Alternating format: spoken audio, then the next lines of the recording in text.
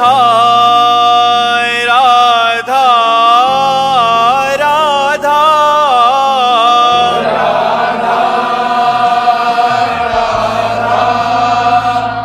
राधा राधा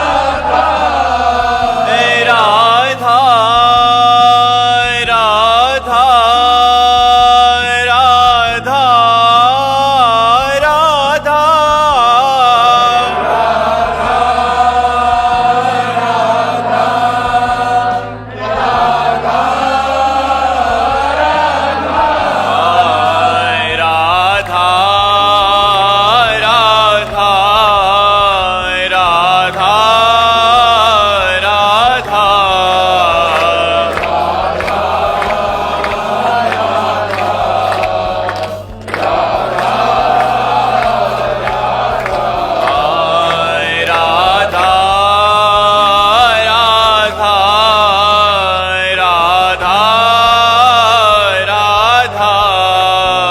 राधा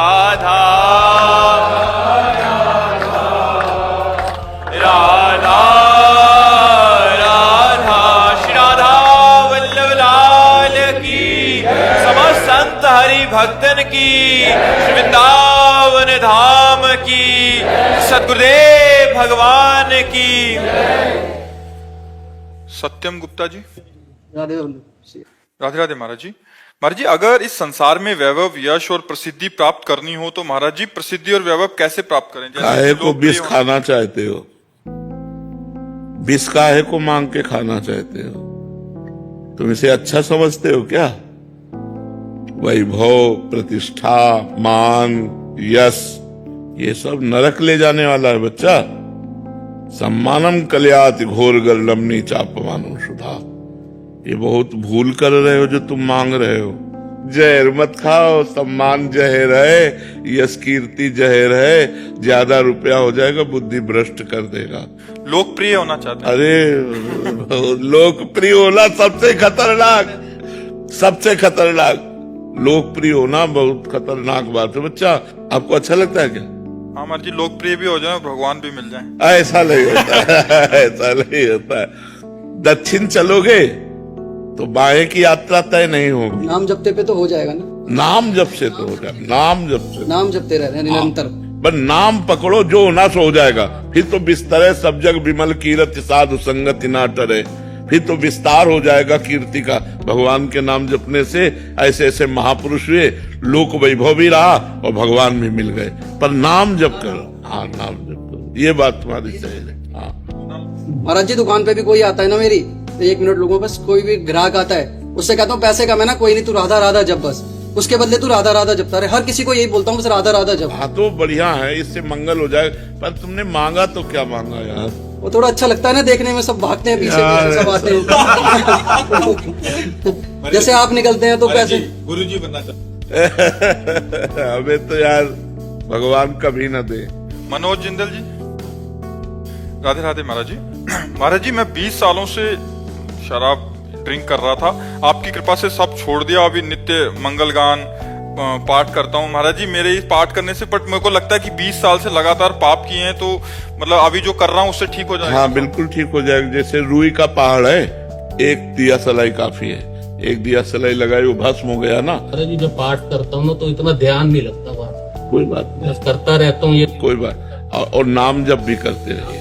हाँ, नाम संकीर्तनम यस्य सर्व पाप प्रणाश। ध्यान इधर उधर रहता है। ध्यान कोई बात से, देखो ध्यान इधर उधर हो, हम रोटी खाएं तो पेट भर जाएगा कि नहीं भर जाएगा? ऐसे हम नाम जप कर रहे हैं, हमारा ध्यान नहीं लग रहा, पर हमें लाभ मिलेगा। भाव कुभाव अनख आलसहु, नाम जपत मंगल दिशि दसहु। 10 दिशाओं में उसका मंगल होगा। नहीं, पुरानी बातें भी खत्म हो जाती। निगेटिव और पॉजिटिव, ये दोनों बातें हमारी भूत भविष्य की चलती रहती हैं जब तक मन निर्मल नहीं होता। और जब मन निर्मल होने लगेगा तो ये दोनों खत्म होकर मन उसी में लगने लगेगा, वर्तमान में। वर्तमान में चित्त लगा। हाँ, वर्तमान में चित्त लगने लगेगा तब जब वो पवित्र होगा। अभी तो आपको धुआंधार ऐसे ही जपना होगा। अच्छा, पवित्रता का कैसे पता चलता है कि? हाँ, वो अपने आप कम होने लगेगा। हाँ, आपका मन टिकने लगेगा। जितने सेकंड टिकने लगे, मिनट टिकने लगे, उतने हिस्सा उसका पवित्र हुआ है। अपवित्र मन चंचल, पवित्र मन स्थायी। अचंचल, एकाग्र। हाँ, अलंका शर्मा जी। राधे राधे महाराज जी। महाराज जी, मेरा प्रश्न है कि कभी कभी परिस्थिति के कारणवश ना चाहते हुए भी और ये जानते हुए भी कि कुछ गलत हुआ या किया, उसका वास्तविक रूप से मन परेशान भी हो जाता है। उसके पश्चाताप के लिए महाराज जी क्या करना चाहिए? कोई गलती हो गई जाने या अनजाने में, पता है गलती हो गई, भगवान से प्रार्थना और नाम जप। प्रार्थना भी जरूरी है कि प्रभु आपकी ही माया के बुलावे में आकर गलती हो गई। सबसे हो जाती है, बड़े बड़ों से हो जाती है। अपने लोग तो पामर जीव हैं, बड़े बड़ों से गलती हो जाती है। माया जब बुलावे में डाल देती है ना, तो बड़े बड़ों से गलती हो जाती है। तो हमें भगवान से प्रार्थना करना चाहिए और नाम जप करना चाहिए और नियम लेना चाहिए कि आगे से हम कोई गलत कार्य नहीं करेंगे। तो अब लो नसानी, अब ना नसई हो। यदि ये नियम ले लें और नाम जप करें, भगवान से प्रार्थना करें, तो क्षमा हो जाएगी। फिर दीपक जी, फिरोजाबाद। श्री हरिवंश महाराज जी। महाराज जी, तन मन धन से तो कह देते हैं कि श्री जी हम आपके हैं, हृदय में कुछ और चलता रहता है महाराज जी। ऐसे में ईमानदारी से नहीं हो पाते। ईमानदारी से तन श्री जी को अर्पित नहीं कर पाते, मन अर्पित नहीं कर पाते, धन अर्पित नहीं कर पाते और स्वयं को अर्पित नहीं कर पाते। पर एक जगह तो अर्पित हो गया, वाणी।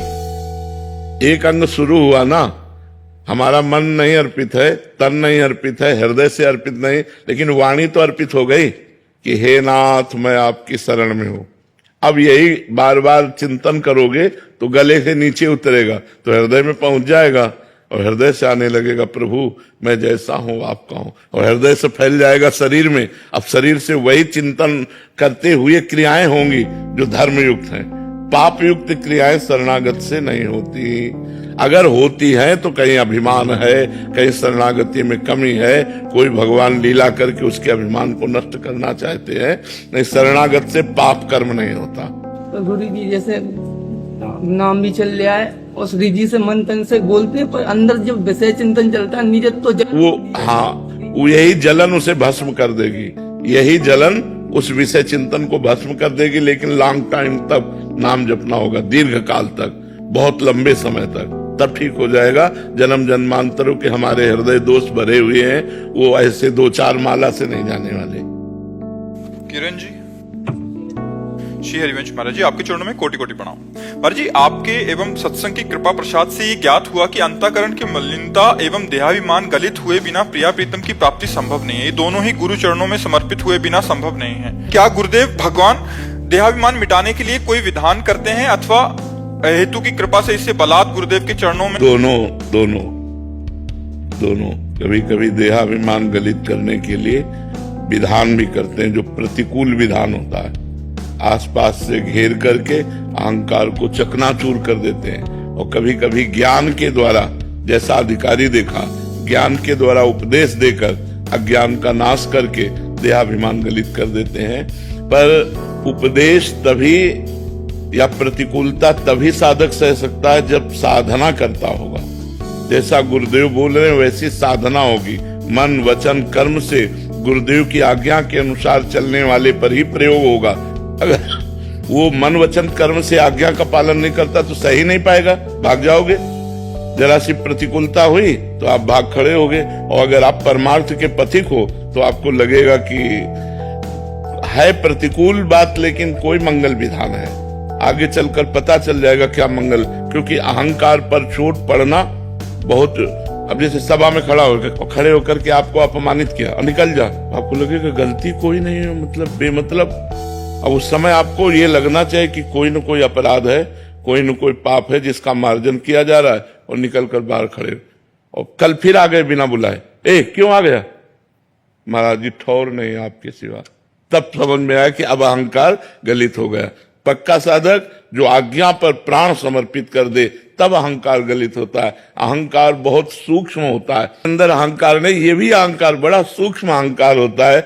इसलिए गुरु और भगवान की शरण में होकर नाम जप करते हुए उनकी आज्ञा के अनुसार चले, वो वैसा कर देते हैं, बिल्कुल कर देते हैं। ऐसी परिस्थिति ला देते हैं कि बस मिटिया मेट, बस एकमात्र भगवान की शरण सुनेरी मैंने निर्बल के बलराम। हे नाथ मैं दीनहीन पतित, आप पावन करने वाले प्रभु मैं आपकी शरण में हूं, अब अभिमान गलित हो जाएगा। अभिमान ऐसी परिस्थिति ला दी जाती है जब केवल शरणागति, केवल भगवान, तब अभिमान नष्ट होता है, या ज्ञान प्रदान करके अभिमान छुड़ाया जाता है।